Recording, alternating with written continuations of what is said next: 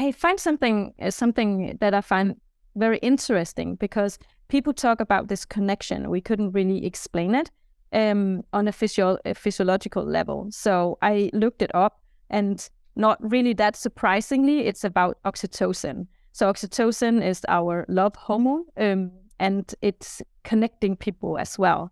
But what I wanted to find out is exactly what is actually going on when we go into the cold. Why is it that is this scenery of going into the cold water and going into the sauna makes this special bond between people?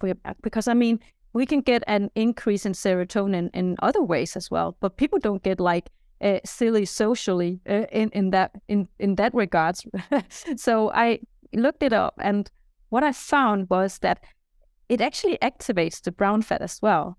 And when going into the cold, that activates the oxytocin. So when we go into the cold water, it activates oxytocin, and that activates also the brown fat. So you will have not only an increase in oxytocin, but you also get warmer. And as soon as you get warmer physically, but also emotionally, this will bond people.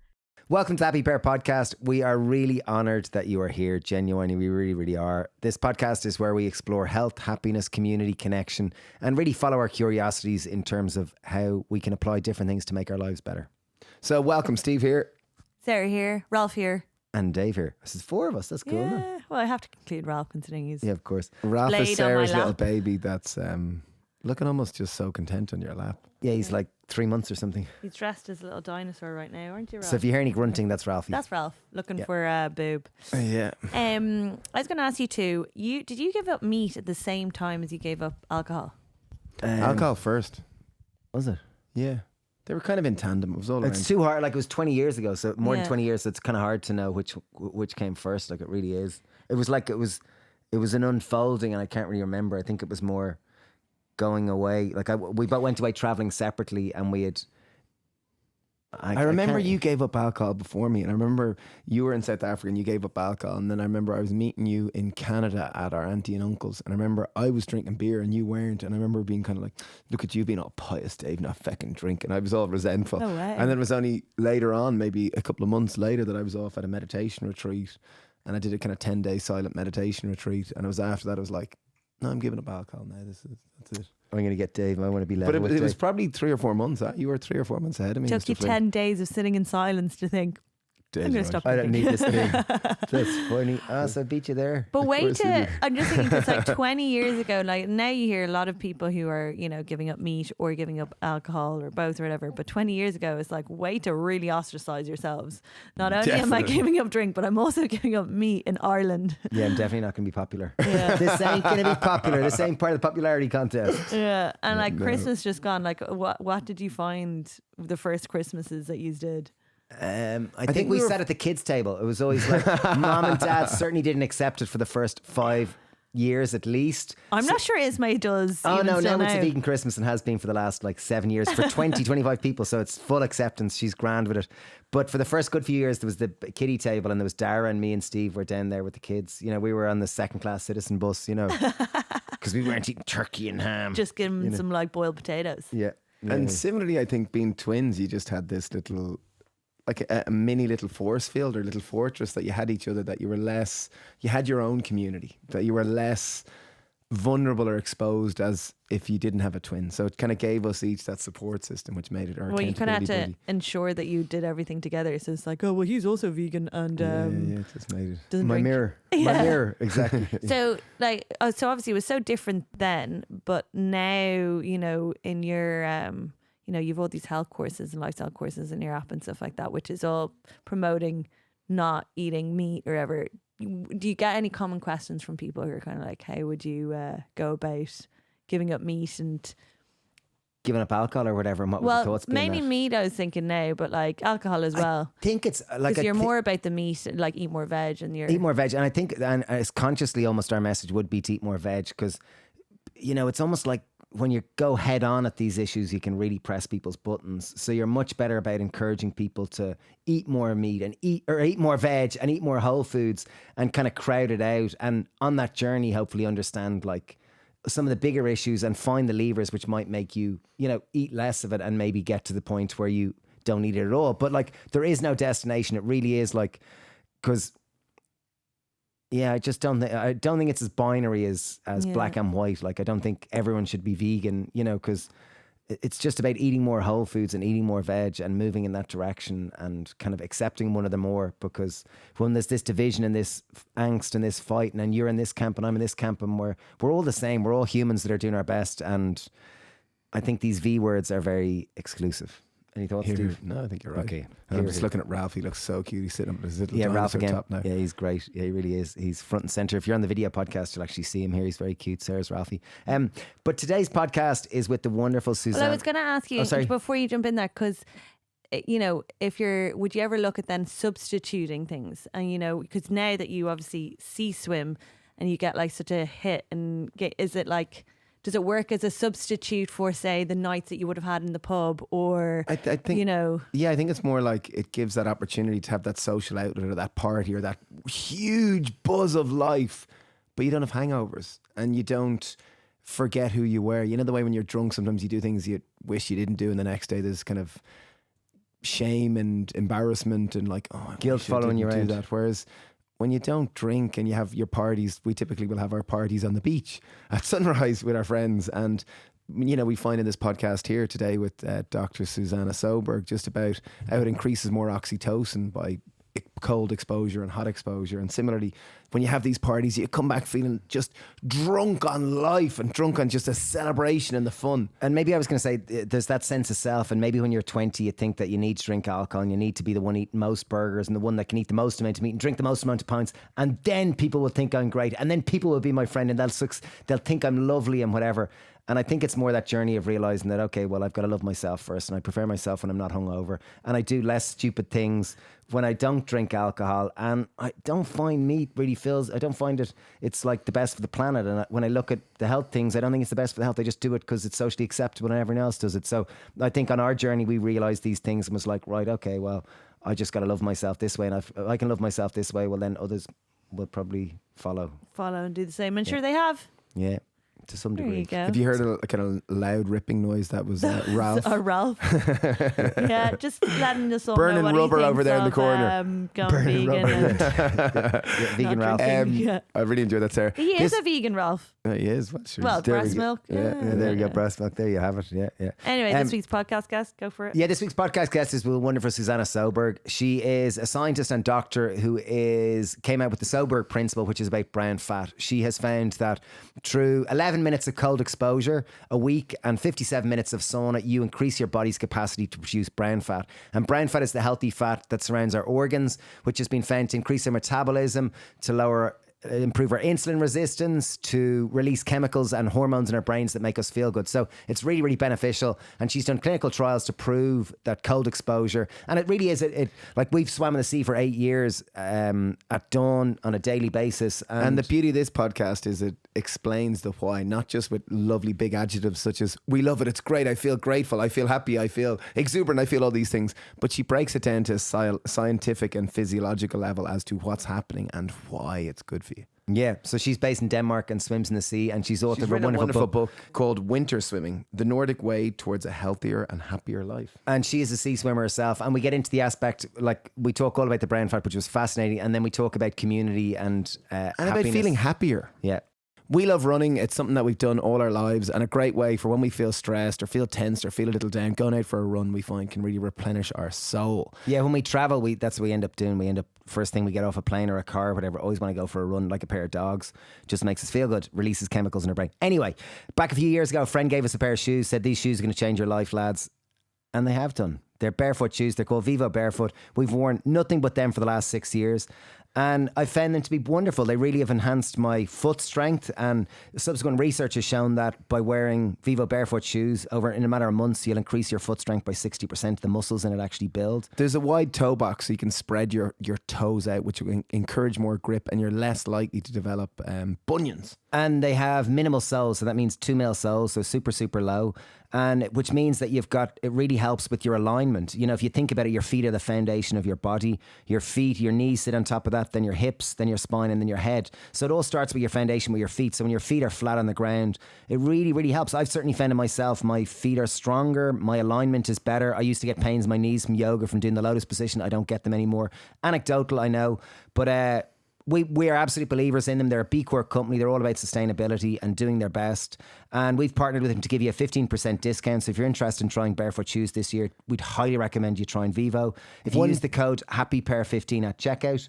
One really cool part is that there's no risk. They're offering a 100-day return policy. So you can order them, avail your 15% discount, and then 100 days later go, nah, not for me, and return them. No questions asked. So. And they have full range for kids, for adults, for going to the office, we wear the hiking boots on the farm all the time. They're great. They're like worker boots, and we run in them. We ran 50 kilometers there in their trail running shoes there a few months ago.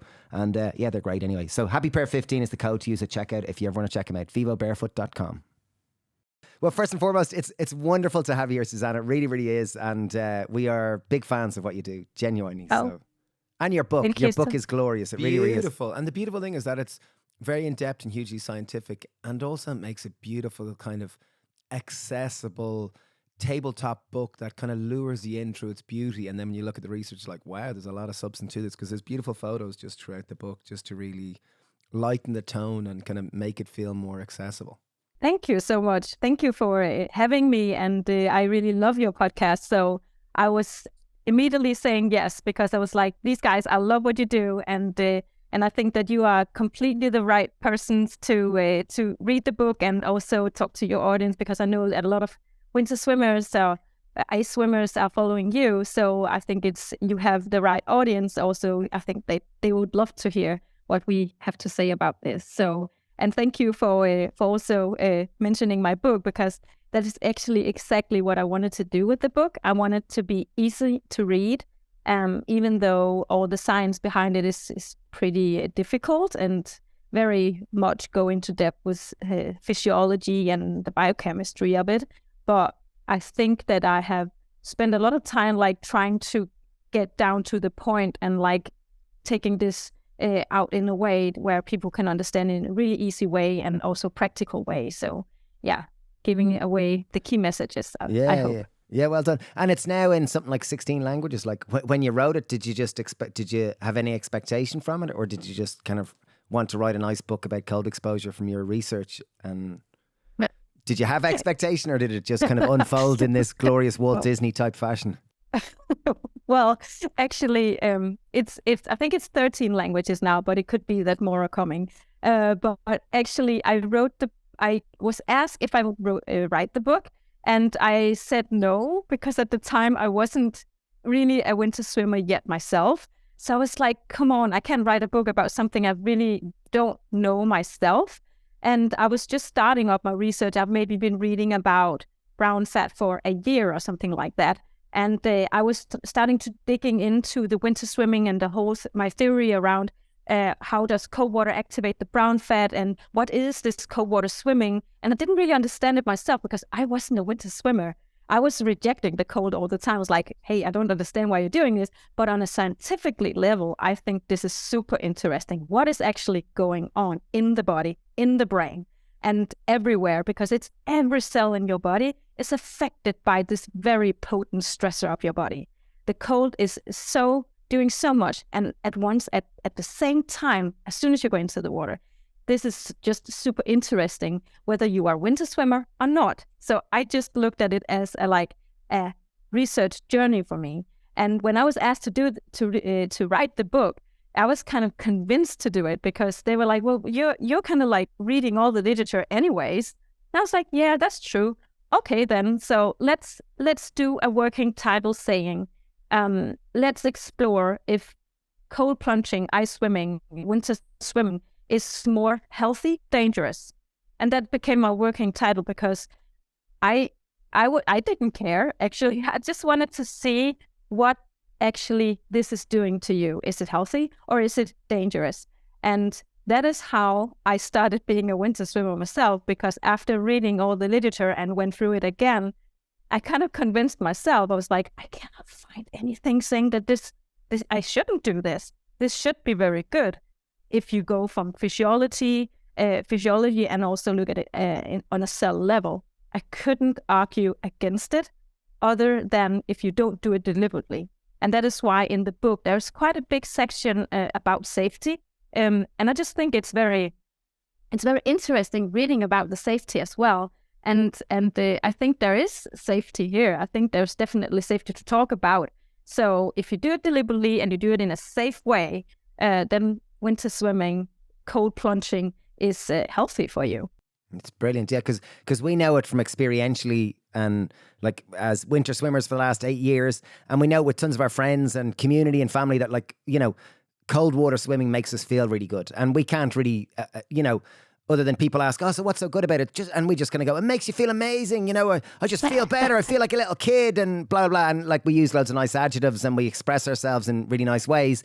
But there's been very little science to validate it. And what's wonderful about your work is it validates something that we love really, really dearly and can now articulate in a different way. So maybe if we can jump right in there and let's talk about your research, because I know it's all related to brown fat, which brown fat is the healthy fat that helps you speed up metabolism. Is that right? That is so true. Yeah, because not all people know what the brown fat is. It's kind of like a new hot topic to research in. It's only been the last, I think it's now 20 years that we have actually had research groups around the world doing research into this healthy kind of fat. So the brown fat is the healthy fat. It is increasing our metabolism. It is spending our excessive white fat and glucose in the body. So it is using our glucose and fat in our bloodstream, while the white fat is actually storing our fat. So white fat is storing energy and brown fat is expending energy. You can say it like that. So the brown fat is a healthy tissue, which we found out about 20 years ago can increase our metabolism if we activate it. And the most potent way to activate the brown fat is by cold, because we have cold receptors in the skin. As soon as we get cold on the skin, there will be a direct pathway from the skin signaling directly to the brown fat and activating that. And also there's a pathway going from the skin directly to the brain in the temperature regulating center in the brain, where norepinephrine will be released. And norepinephrine is the neurotransmitter and hormone. It's both actually. So you will have a huge activation of the brown fat, because on the brown fat cells you have these receptors which will then take on the norepinephrine and activate the brown fat cell. Why? Because I do this with my hands, means that the brown fat is activated immediately. It's like a lightning, and as soon as it does that, it will increase your heat in your body. So the main, you could say, purpose with brown fat is to increase your metabolism and to increase heat in your body. That is what saved us back then when we were in the big ice age, where we were very cold and also the animals were very cold. So if we look back, we kind of can say that this is an organ that we have to survive different temperatures. If we get too cold, the brown fat will save us immediately, and before actually the muscle can save us, because muscles shiver way too late actually compared to the brown fat. So the brown fat is our savior when it comes to temperature. So it sounds like our central heating system, like that once we're exposed to cold or hot.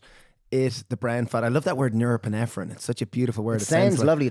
I sound really smart saying it. Neuropinephrine. Is it one of those hormones that make me feel good? Like, because you know the way you've got serotonin and oxytocin and those other ones which make you feel good. Is norepinephrine in that kind of category of a feel good hormone? Yeah, you can definitely say that, because it gives you a lot of drive. It gives you energy, and the energy is also part of feeling really good, because that pushes you also to have a more positive mind. So altogether, this happens all together, right? So as soon as you go into the cold water, you have an activation of not only your sympathetic nervous system, which is your fight and flight mode, and there you will have the increase in norepinephrine, but you will also have an increase in serotonin and oxytocin actually, and dopamine.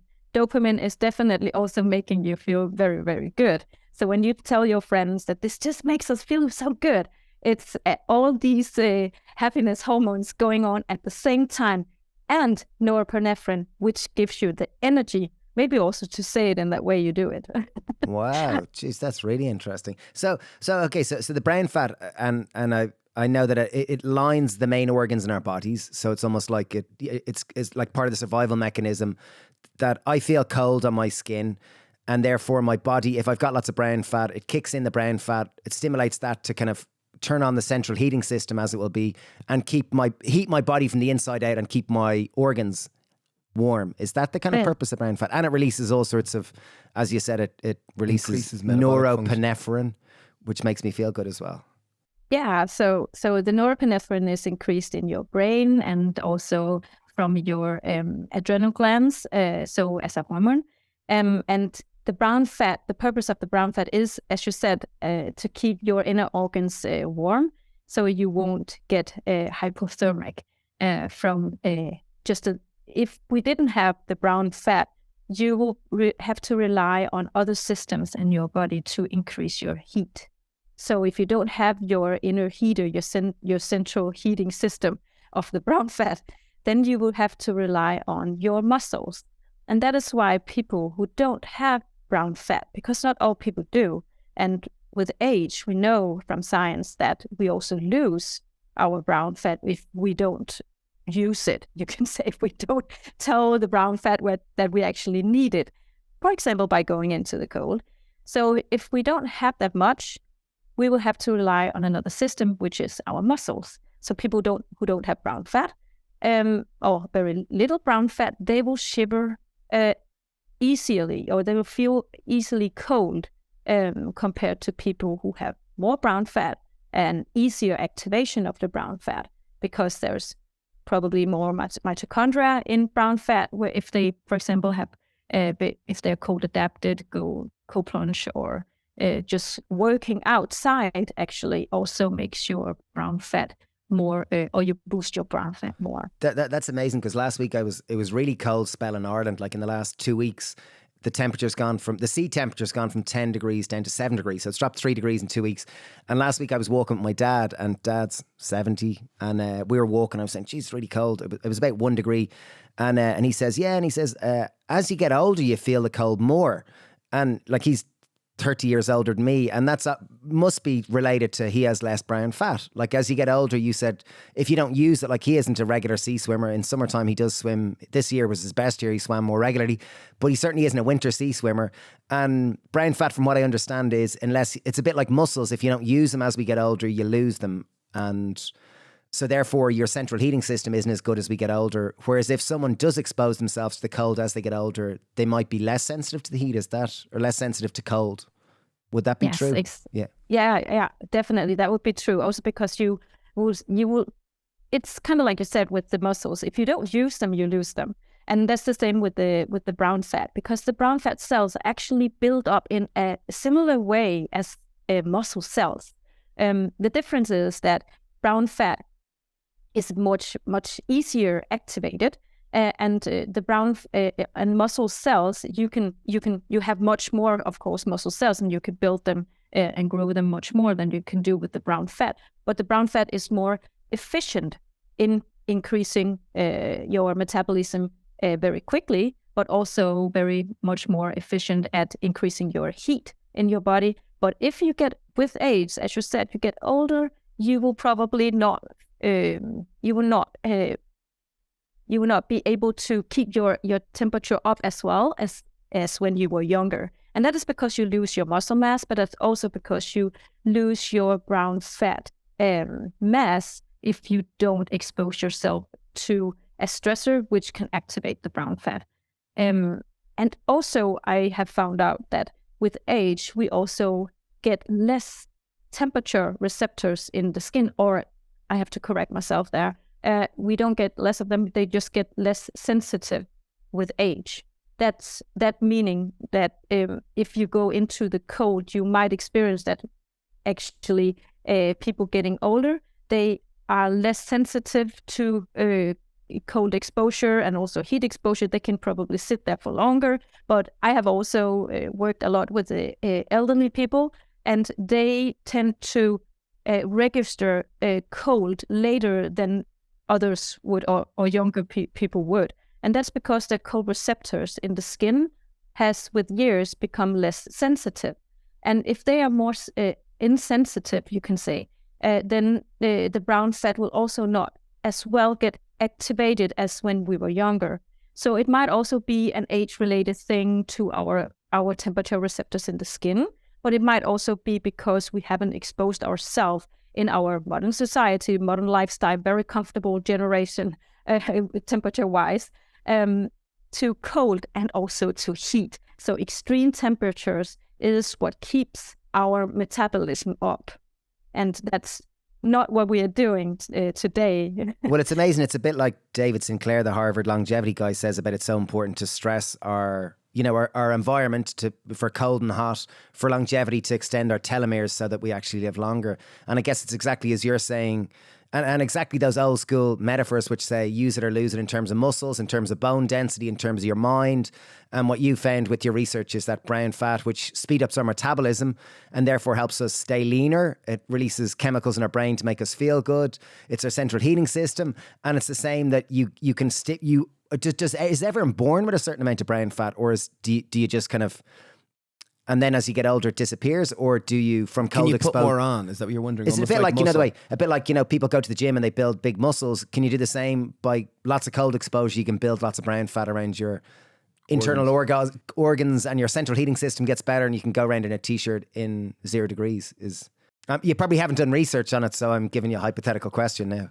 Well, actually, that was part of your questions that we researched in my studies for my PhD. So we wanted to see, I wanted to explore if cold water could actually activate the brown fat in a way where we can increase the mass of brown fat, so we will have a larger, you can say, volume of the brown fat after a winter swimming season, or would the brown fat cells in itself just get more mitochondria rich and then be more efficient at activating, and that measured on the temperature coming from the brown fat.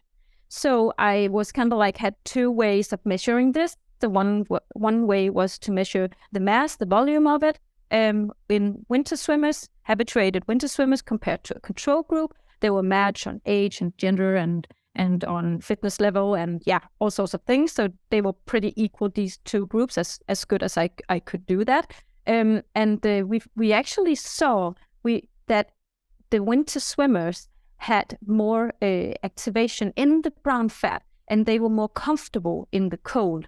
They were physically warmer than the control group as well.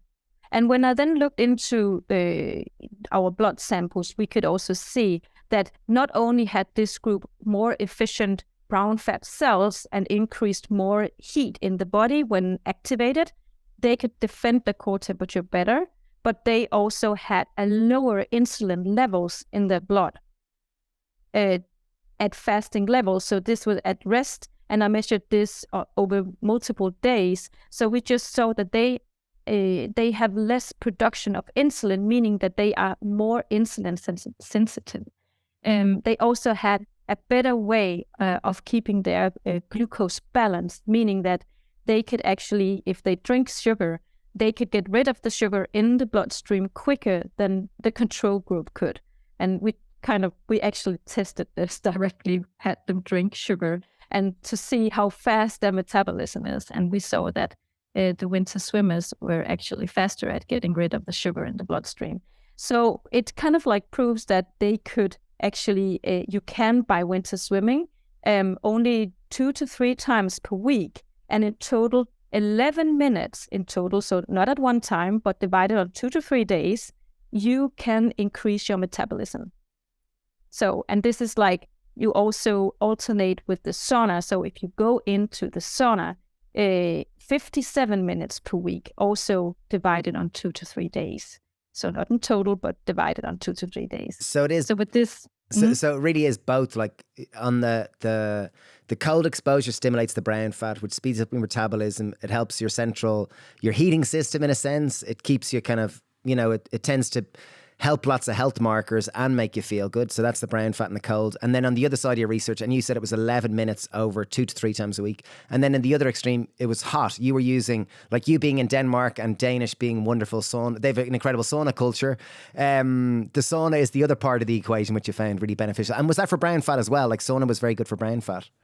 Yeah. So actually it's for many things actually, because what you do when you jump into the cold water is not only activating the brown fat, you're activating a lot of things, many systems in your body, but for increasing of the metabolism, that's definitely what is going on. But you also activate your muscle cells. So we also should acknowledge that this is also because at some point, especially if you are new, you will have shivering in your muscles. Also, when you are adapted, even though you can see the shivering, it's just because that the cells are just so sensitive to cold and very efficient at increasing your temperature and defending your core temperature that you don't, you can say, see the shivering, but there will be small shivering, definitely.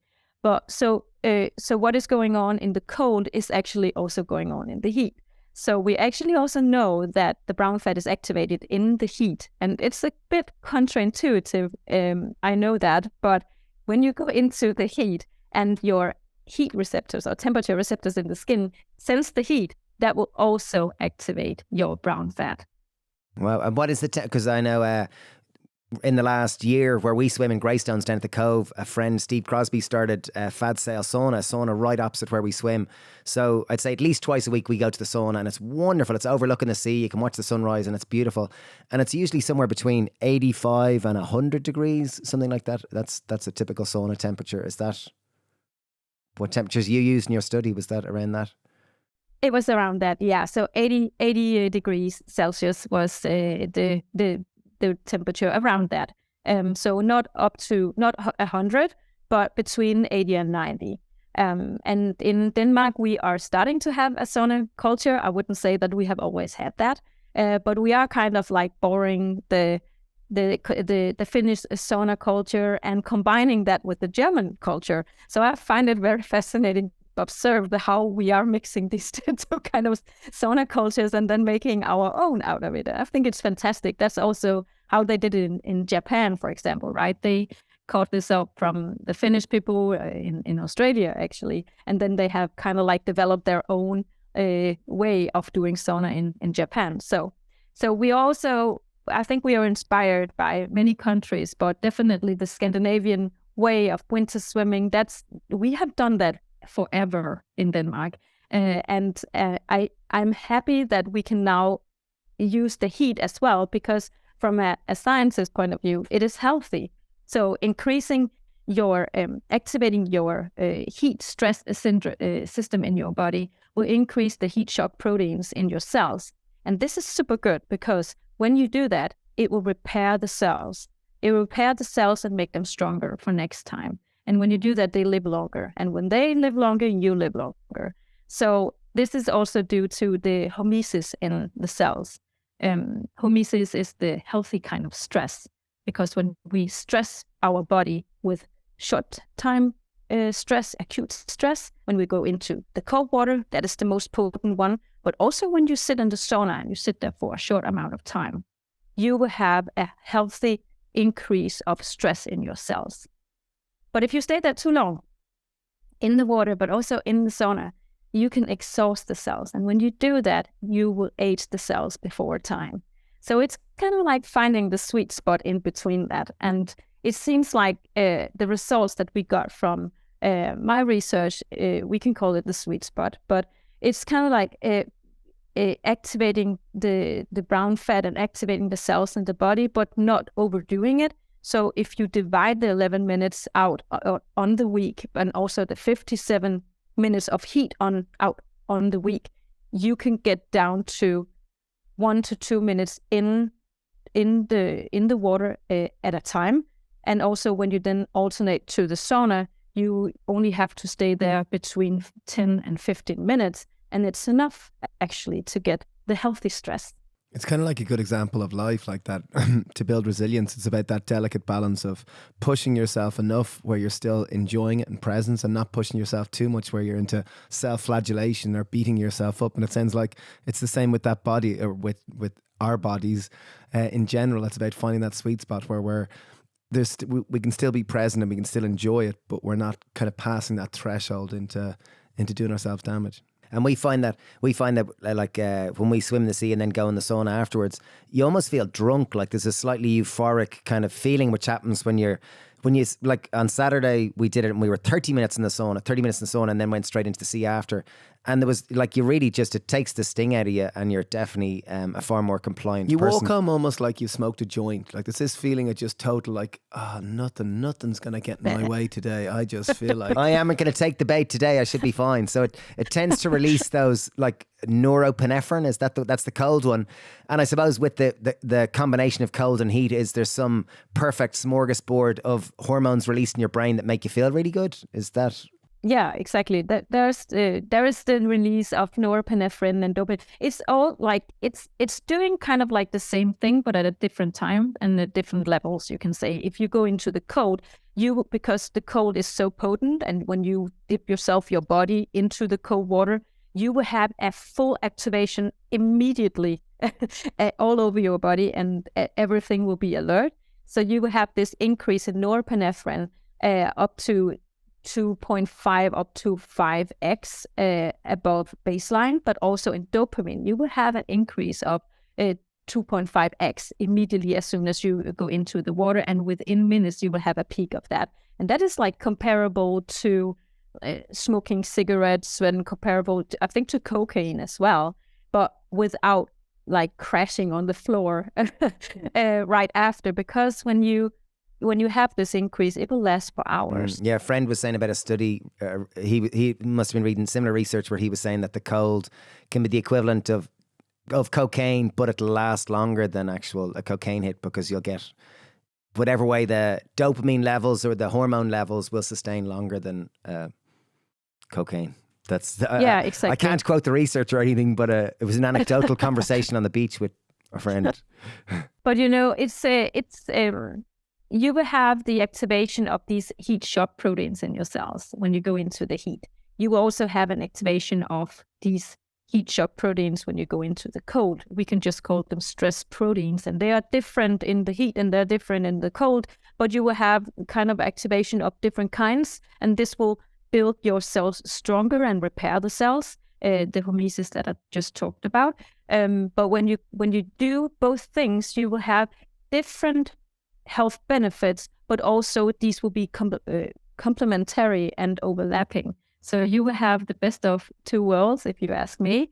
That is why I think that it's if possible for people, they should combine this in a way. If not on the same day, then if they can do it on separate days during the week, that is also good enough. So if people are not able to get their way into a sauna, they can get the heat exposure in other ways. And I could suggest just getting hot in some way. It could be hot yoga.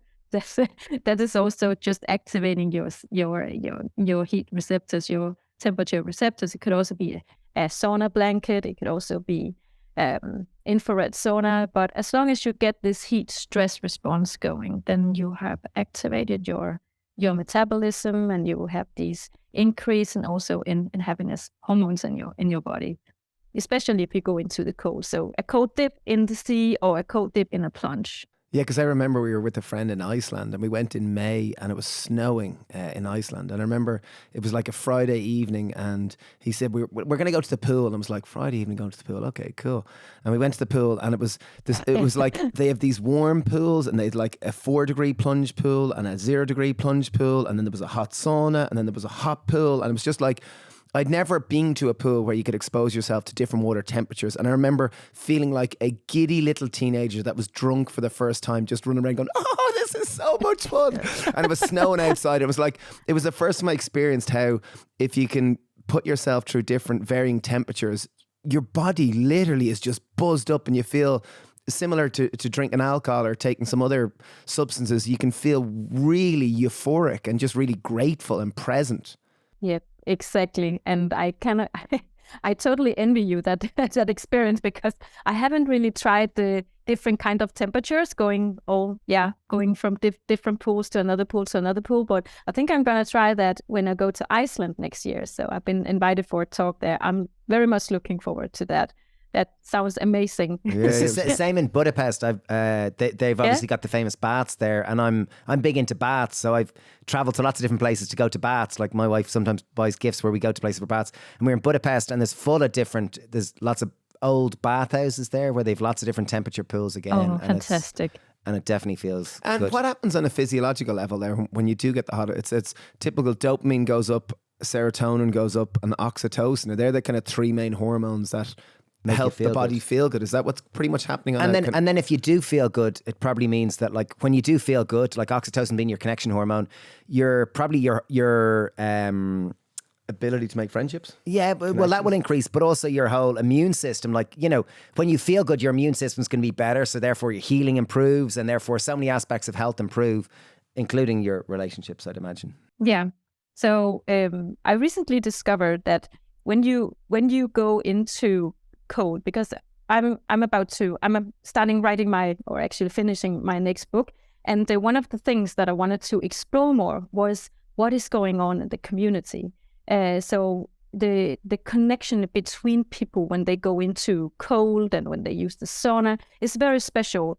And you just talked about that, so I just took the opportunity now to tell you what I have been researching lately. And I find something that I find very interesting, because people talk about this connection. We couldn't really explain it on a physiological level. So I looked it up, and not really that surprisingly, it's about oxytocin. So oxytocin is our love hormone, and it's connecting people as well.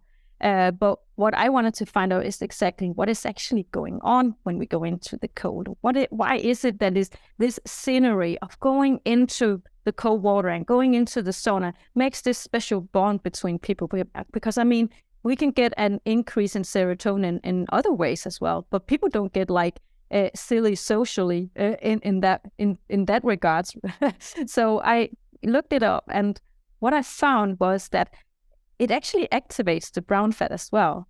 And when going into the cold, that activates the oxytocin. So when we go into the cold water, it activates oxytocin, and that activates also the brown fat. So you will have not only an increase in oxytocin, but you also get warmer. And as soon as you get warmer physically, but also emotionally, this will bond people. And also because they have this experience together, they survive something together, right? So it's not about anything else than just being humans out there. So it's about what's chemically going on in the brain. At the same time, there's an experience connecting people together about survival. And if people try this extreme, you can say extreme experience together, this will connect them. And this is just you could say an explanation what is going on in the brain, what's going on in the body, that will connect people. So I think that the activation of the brown fat and from the oxytocin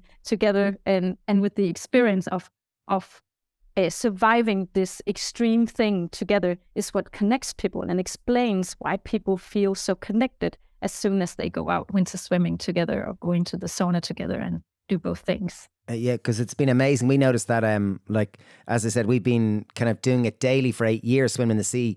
And during COVID, it kind of almost like it took just such a surge, because obviously we were all separated and socially isolated in many degrees. But and people were looking for connection, and it seemed like we just noticed in the town where we live in Greystones, there was a massive surge in people swimming in the sea. Like it's over the last couple of years, it's really like it's become from where it was a fringe thing to now it's normal. Like people are swimming all day. Like anytime you go past the beach, you're bound to see a number of people swimming and groups of people swimming. And we've certainly found in our own experience that just the friendships that are forged, like you don't really know the people. Like we found that we didn't really know the people we were swimming with. You know, we obviously have over the years, but when we first started swimming together, we didn't really know what they did or did they have families or where they lived or any of these things. But you forged these, like you almost like fused these friendships because, as you said, your brain is flushed with all these chemicals and hormones. You feel incredible. And these connections just get formed where you feel really familiar, you feel very close. And you survived. I think what you said there was really spot on. You survived this kind of stressful situation together, so you immediately have this shared experience with which to connect over. Exactly. I think also if we look at the TV, I think there's been a lot of like TV programs where people go into like extreme things and try all sorts of extreme experiences together. I kind of like noticed that also bonds people, and they become friends for many years or maybe always afterwards, and it goes beyond the program afterwards because they have this very special experience together. So the survival thing is just, it connects us as humans. And I think that is also what happens when we go into the cold water, because even though we know that we are safe doing it, the body reacts as if we are not. So we could immediately connect to the people that kind of was there witnessing that we actually survived. That survival, yeah, it's amazing. Because like every morning I go down, and most of the times I'd say 9 times out of 10, I don't really feel like it. You know, it's like I'm not looking forward to it. You know, it's cold, it doesn't feel natural. And then the same people, we get in every day and you come out as if it's a complete surprise. You're like, oh my God, it feels incredible. It's like, well, you did this yesterday and you did it the day before, and you know that's going to happen. Like, why do you always have this ridiculous kind of feeling of euphoria? And it's a shock and it's a surprise. And I guess it is this survival thing, something that you can't wrap your head around until it actually happens. You know, it just... And similarly in the sauna, I've noticed that the sauna, it's a reasonably small space, but when we were growing up, you used to go to the pub and you'd all sit in like kind of a snug or a little area together and you'd all chat and it'd be great buzz and excitement. And the sauna is this lovely kind of almost perfectly sized space that it's intimate, but there's enough room that you're not on top of each other, that you can have great conversations. And it's often like you're in the sauna with different groups of people. So you tend to chat and have these awkward conversations that can lead into really nice, like more intimate conversations. And it's, I'm loving it. It's like going to the pub, a different version of going to the pub. It's a different version, absolutely. I think that it's not only connecting. I think that exactly what you said, it's connecting people in the sauna, and you start these awkward sometimes conversations, and sometimes it's just very fluently and very natural, and it's just about stuff that everybody knows. It's just a place where people can just be themselves, be humans. I don't know if they can just be themselves. They can just be a version of themselves that they want to be. And it's just being human. But I also think that the connection goes inwards. So it's not only a connection going outwards to other people. I think that sitting there, also just having a moment for yourself, is also a way of like praise life and just being very grateful that you are there. That is what I sometimes experience when I sit there. Sometimes I just want to talk. Sometimes I just want to sit there and just reflect a bit. And it also increases my connection with myself. So it's not only a love towards other people and going outwards. I think it increases my love for myself, and being grateful for, you can say, your life and the people around you. But sitting there in the sauna, I think it can definitely connect to other people, but it can also connect to yourself. That's beautiful. I really, really like that. And have you found over the last couple of years that there's a massive rise in terms of pockets of swimmers and communities? And do you see, like, in writing the book, do you see that there's like it's not it's very much a community based, that there's a group of people swim together? And have you seen that in your research, that it's usually a social activity and groups and on the rise? Because social accountability is so important, because on your own it's hard to go embrace the cold, but when you do it together it suddenly becomes achievable and seems fun, and it's like, come on, let's do it together, yeah, you know, let's help each other do it. Because on your own it's like, I don't want to do it, it's cold, I'm not doing it, you know, that way. Yeah, exactly. So if we just go back 8 years, because that's where I started this research, I needed to find out, why do people do this together? So that's kind of like why the question arose around what is actually connecting people in this. And then I didn't really understand it until maybe the last year or so. So, but doing this together is definitely a reason why people go also. So as you said, you kind of don't want to go if you go alone. It's also not safe. I always say that people should go together, because something could happen and you can get dizzy from going into the water, because it decreases your blood flow to the brain and makes you a bit confused and maybe also dizzy, so you could faint. So going together is also a safety thing, but it's also because it actually motivates you to go. it's kind of like if I promise this person that we will go to this very extreme thing and I bail out, then I'm destroying this very, very good thing, right? So you kind of like have to have a swim buddy. And that is also what I put in the book. Why is it good to keep this habit? And the habit will be better kept if you have swim buddies. So maybe just 1 or 2, and then you just hook up with the club. If you can sign yourself up, could take years to get into a club, right? But if you can do that, that is not only good because you get to know people, but you also have this connection with people which will decrease loneliness. And one of the things that I write about in the book is also why loneliness is a big killer in this world. So we know that when people lose their wife or husband late in life, there is a high risk actually of dying shortly after. And that is because people get very lonely. So it's of course not only when you are late in life, but it's also just generally that when you lose someone or you don't have a very big social group around you, you don't have much family even, maybe you don't feel that you have many friends, or the friends you have you don't feel connected to, then going into a social, you can call it a sport or activity, but being as winter swimmer, cold plunger, and having this community would definitely give you that in some sort of way. Maybe not the first time you come, but if you go a few times, you will immediately, not immediate, but in a few times when you see people there, you will connect with them, and then this will start to grow. And these communities would just pop up, not always in a club, but just on the beach, or just in where you, wherever you go and take your plunge. Yeah, ours is certainly not a club. It's not a formal club, but it's very much a community. You know, we swim at sunrise every day at the Cove. And you know, we'll celebrate each other's birthdays, and we'll celebrate tomorrow is winter solstice. Yeah, tomorrow. And then we're singing carols on the 24th. Yeah, no, there's lots of crazy things emerge, and it's lovely, and it really, fantastic. It really is. And what about for anyone who's listening here and goes, that's great for all you people that live by the sea. Lucky you guys, you can go do it, and you can swim in the cold water. But what about people who kind of go, well, I live in the middle of the country and I'm nowhere near the sea, and there's no lakes and there's no rivers, but this sounds interesting. I'd love a bit of that brown fat stuff, and I'd love a bit of those oxytocin and norepinephrines and those things that make me feel good. What can I do? Do I have to fill the bath full of ice and jump in that? Can I have a cold shower? What's the story there? I've seen friends with chest freezers that they open up the chest freezers and they get in. Yeah, no. A little bit that's extreme. You definitely need an accountability buddy for that. That wouldn't be one you'd want to get up to in a cold December morning and I'm just going to go get in the freezer, love. Hang on. No.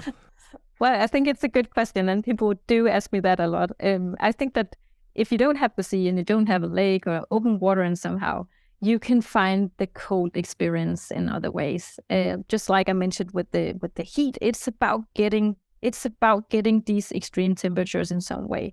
Of course, the protocol for that is going to be different because people are different, different body composition, different ages, and different also men and women. It's very different how much you can cold dip, but it's also different if you want to go into a cold shower. But you can definitely do that and also get this increase in norepinephrine by going into a cold shower.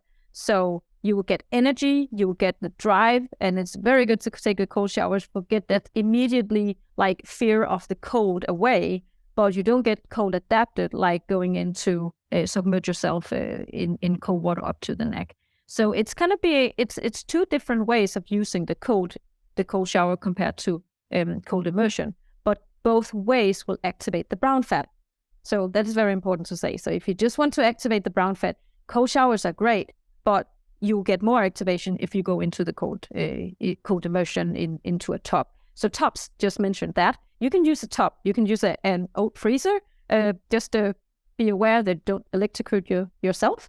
But you can also buy these very fancy tubs that are rising everywhere. You can buy these. Okay, one of the last kind of things which I'd love to talk to you about, and this was, okay, so we talked about norepinephrine, a new word which I love and I feel really smart when I say it. We've talked about serotonin, we've talked about oxytocin and dopamine. So 4 hormones that make you feel really good. It's great. I feel really smart being able to say them all. And I'm just thinking that swimming in the sea on a daily basis, it releases most of these hormones to some capacity.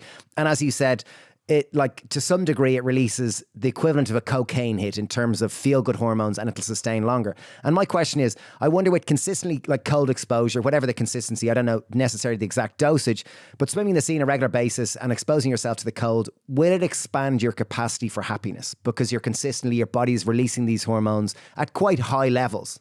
This is not something that has been researched or anything, but I would say that we know that people do get happier and do feel better, also because of serotonin, and which stands for the mental balance.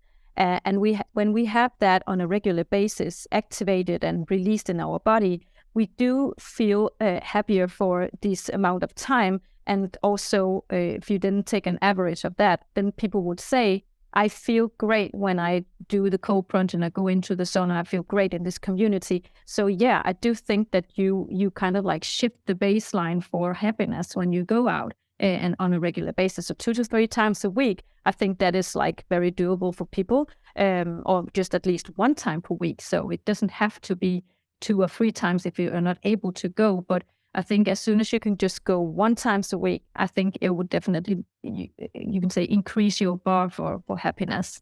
I think that's amazing, because I think everyone kind of wants to feel better. Better. Well, I haven't met anyone that doesn't really want to yet, but maybe there are people out there.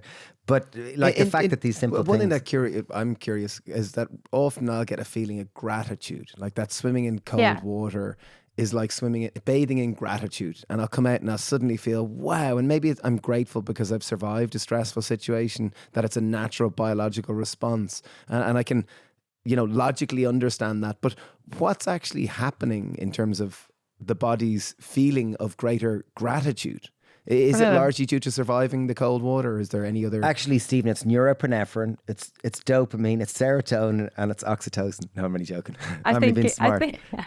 I think it's a really good question, and I think that we can maybe go back to the talk about the sitting in the sauna and feeling very grateful, and I think that the gratitude thing actually comes from the release of oxytocin in the body and in the brain, because that is the connection that you get with yourself, with others, and also when you do that, when you have this increase, you will feel more connected also to life. You will reflect in a way where you feel grateful. So I think it's actually because of oxytocin, but you have so many hormones and so many brain chemicals going on. So you will have that also because of the other brain chemicals. But oxytocin is probably the main factor for this. And that's the one that's released during sex that makes you kind of feel that connection with a partner if you're having sex. So it's the same kind of, maybe it's the gratitude or there's some kind of deeper divine aspect to it. Yeah, afterwards. Yeah. In some circumstances, I'm not saying in all circumstances, but this has been great, really good. And I know you've, like, as you said, safety is so important in terms of cold exposure and heat exposure and all this. And I know, like, your book is one resource which is wonderful, and it's in 13 languages, and it's called Winter Swimming. It's called Winter Swimming. The Nordic way towards a healthier, happier life. It really is, and it's beautiful. It really is. The photos are wonderful. And I know you've also kind of taken it to the next level and gone, okay, well, if people can't find the book, there's actually a course to hold their hand and actually make sure they're doing it in a safe way so that no one is getting hurt or doing it wrong. Could you tell us a little bit about that? Yeah, so I have started the Søberg Institute. So I wanted to do an online school for people, because I was asked by so many people how to do this in a healthy way and also to do it in a safe way. At first I was like, well, isn't it really obvious? But I kind of like both see now on social media that it is not really that easy to do, and people maybe don't know how to do it. And that is why I wanted to do this course where I teach people how to use cold and heat and also functional breathing, because breathing is definitely a big part of all this and big part of my research, how to breathe during stress. So I want to teach people how to stress up to stress down in this health journey that I have made a course for, and it's online, and it will be ready in January, end of January. If you go to SøbergInstitute.com, you will find the Thermalist Cure, and it's a 3-week course. And actually, maybe we should give your audience a discount, actually, for going. Yeah, brilliant. Sure, Yeah. So you can have maybe 10%, and I don't know what the code should be. Call it the Happy Pear. Just the Happy Pear. The Happy Pear, exactly. Very easy, very straightforward. 10% if you want to go and have. a safety course and also a lot of introduction into what happens in your body and how to do it. So practical and you can say information videos on how to do this. This has been lovely, Susanna. It really, really has. Really refreshing and so lovely to get, science behind something which is such a wonderful aspect of our life, to kind of understand it a little bit more. And I think you are really doing such incredible work to share the message of these simple things of cold water therapy and hot saunas. sauna. Sauna, like those two wonderful gifts, I think, and the benefit they're doing to people. I think it's really driving positive change. Really, really is. So thank you. Thank you. Thank you for having me. You are cordially invited to join us for a swim any day at sunrise, unless we're out of the country. Yeah, that's. But yeah, I think it's genuinely been a gift that has transformed our lives and something that we didn't really see happening. And I think Susanna articulated so incredibly well just the why behind it. Yeah, we'll often say it was great, we love it, feel good, but like she really broke down what's happening. We could hit you with a whole lot of positive energy of why swimming in the sea or why cold exposure is wonderful, and put 1,500 different adjectives about why it's great. But it was lovely to hear her clinical research and to hear how beneficial it was. So I hope you really enjoyed that. And her I guess book is really beautiful. Really is. And the brown fat, the research about the brown fat and why it's really beneficial for your metabolism, for your insulin resistance, for releasing lots of norepinephrine and serotonin and dopamine and norepinephrine and oxytocin. Yes, oxytocin, the sex and connection hormone, releasing all those in your brain which make you feel good and quite likely to increase your capacity for happiness. I really, really do like that. And saunas, that's been my own experience. Both, if you can do the both together, even you get a 2x. At least in our limited experience. And possibly, anyway, we're going to shut up now. We're waffling. Thanks for listening to this podcast. If you do want help to become healthier and happier, check out our membership platform, which is like an ecosystem where we've got courses, we've got yoga, we've got recipes, we've got community. We do live events and we do the full 9 yards. So do check it out. And if you're looking for barefoot shoes, I'm going to try out the new year with some barefoot shoes. Vivo is what we've worn for the last 6 years. We absolutely love them. They're brilliant. And you can get a 15% discount with Happy Pear 15. Use that code on checkout. So, Happy Pear 15. Yeah. So thanks, Mel. Wishing you a wonderful day ahead. Mind yourself. Bye. Bye. Bye. Bye. Bye. Bye. Bye. See you. Bye. Thanks. Bye. Bye. Bye. Bye. Thanks, Bye.